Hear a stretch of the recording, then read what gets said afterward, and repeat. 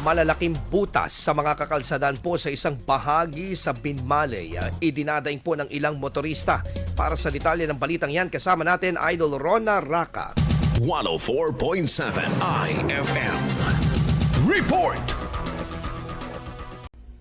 Nagbahayag ng salubin ng ilang mga motoristang dumadaan sa isang bahagi ng Barangay Biak sa Binmaley, Pangasinan ukol sa lagay ng kakalsadahan sa nasabing lugar. Sa ibinahaging larawan at video ng ilang mga motorista, makikita ang malalaking mga butas sa kakalsadahan. Suliranin umano ito para sa kanila dahil maritong pagmula ng aksidente. Pagbabahagi pa ng mga ito, nakaraang taon pa raw may mga butas ang kalsada, bagamat ngayong taon, tila umano dumami at dumaki ang butas dito. Hiling ng mga motorista, maging mga residente sa lugar ang aksyon mula sa kinaukulan. Samantala, sa kaba ng Biak Kanawalan, kasalukuyang may isinasagawang road construction.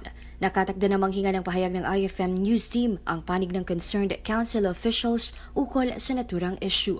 Mula rito sa IFM Dagupan, ito si Idol Rona Raka. Tadak, IFM. IFM News. IFM News. IFM News.